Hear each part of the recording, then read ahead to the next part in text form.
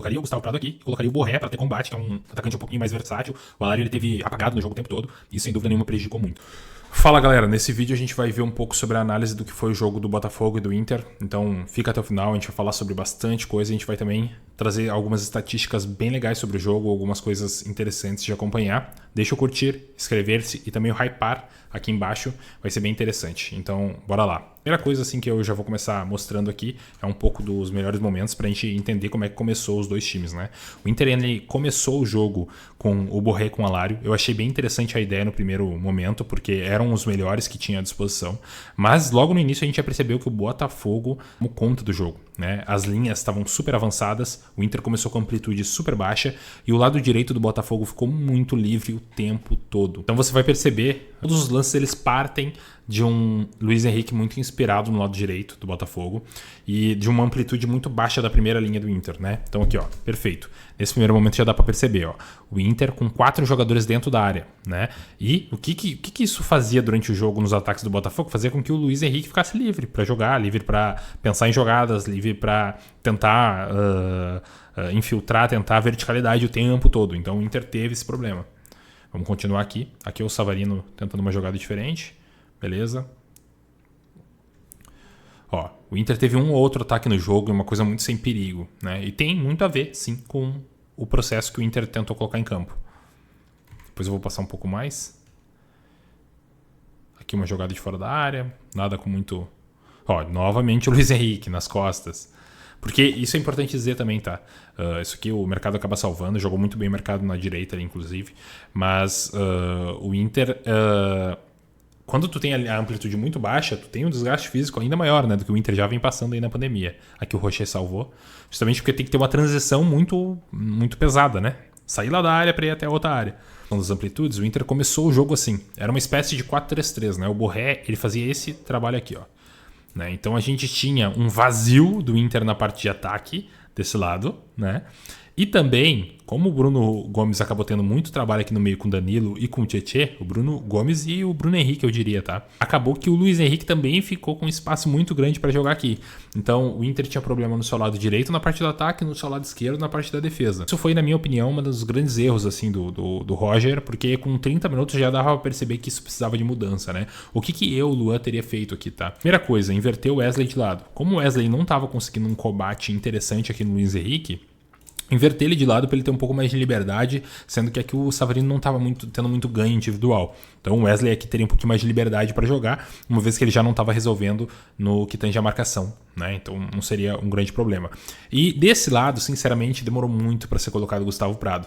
Foi muito importante colocar ele, tanto é que ele quase faz um gol, mas nem é pelo gol, é principalmente pelo fato de que o Gustavo ele ia conseguir melhorar esse cuidado com o Luiz Henrique aqui no primeiro tempo. Então isso sempre, durante todo o jogo, foi uma coisa importante que não foi feita e isso acabou prejudicando. Claro, é importante dizer, eu tiraria, colocaria o Gustavo Prado aqui e colocaria o Borré para ter combate, que é um atacante um pouquinho mais versátil.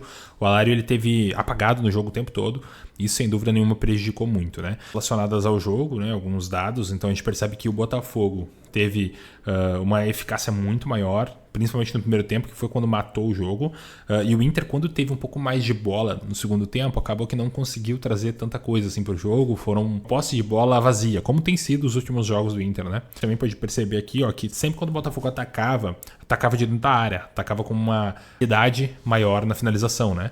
E o Inter normalmente tinha chutes que não davam valor àquele esforço, àquele ataque do Inter, chutes de fora da área, chutes passivos, assim. O mais assim adequado foi a questão ali do chute do Gustavo, se eu não me engano. Foi um chute que de fato ali fez a diferença. O John fez uma ótima defesa, que inclusive para mim é o melhor goleiro do Brasil, tem jogado muita bola.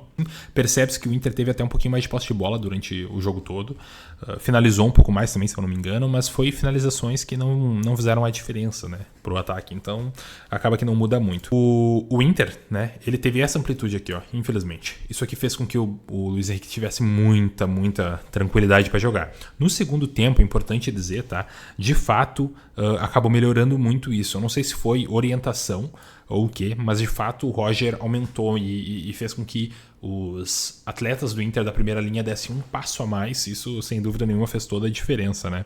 Algumas coisas que aconteceram depois, tá? É importante dizer, foi que o Luiz Henrique ele começou no segundo tempo a ter um trabalho um pouco maior aqui. O René começou a jogar um pouco melhor, a marcar um pouco mais em cima. O Luiz Henrique começou a fazer esse processo aqui, ó, de jogar um pouco mais pro lado, né, de vir tentar buscar uma bola aqui, eventualmente buscava uma bola aqui, e começou a dar um pouco mais de liberdade pro René também, tá? Isso foi uma coisa que deu para perceber, e esse movimento dele não surtiu efeito nenhum no segundo tempo, porque a gente tinha um meio campo coeso com 3 volantes. Então, isso foi uma coisa que aconteceu e acabou até atrapalhando um pouco aqui os atacantes do Botafogo no que tange ao posicionamento.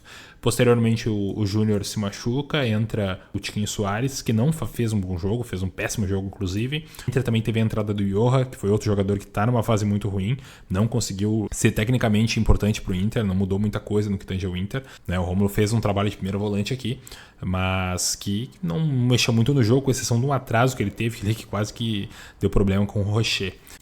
Eu não vou ser hipócrita aqui, tá? O Inter, de fato, na minha opinião, começou com um esquema interessante com os melhores jogadores em campo. Porém, era importante, tá, que o Inter tivesse aquele processo de deixar o Wesley um pouco mais livre, onde o Botafogo não fazia tantas jogadas, e colocar uma espécie de Gustavo Prado, até um Gabriel Carvalho, que seria um pouquinho mais difícil porque ele é mais técnico, mas principalmente um Gustavo Prado para poder ajudar nessa marcação e poder ter algum combate da frente, né?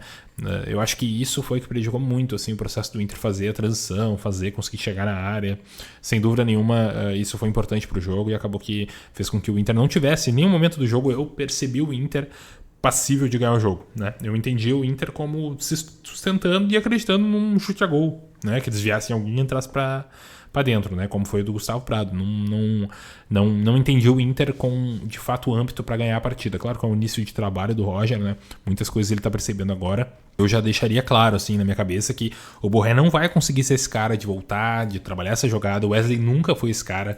Então, assim, para jogar num 4-3-3 como o Roger tentou, precisaria de outras coisas aqui, né? Tu imagina, tu tem uma linha com uma amplitude pequena, né? Lá atrás, tu ter jogadores que ficaram se importando com o meio campo o tempo todo. Cara, tu liberou 2 craques aqui, né? A gente tá falando de 2 craques.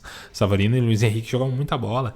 Então fica muito difícil. O Wesley não chegou até aqui no jogo inteiro. Difícil, né? Tipo, não vai voltar, não ajuda na marcação. Isso, assim, o jogo foi, né, 1-0. Mas, cara, a gente poderia ter tomado aí 2-3 fácil. Então acho que isso vai ser uma coisa que vai ser importante futuramente pro Roger dar uma olhada, pro Roger rever. Fica aqui a minha análise. Novamente, puder deixar aí o curtir, deixar o inscrever-se, deixar o hypar. A ideia é fazer mais vídeos, estou começando agora, na humildade. Agradeço aí a atenção e tamo junto. Galera, esqueci de falar, só um aviso no final. Vou deixar meu Instagram aqui embaixo. Quem quiser seguir, eu vou avisar lá quando tiver novos vídeos.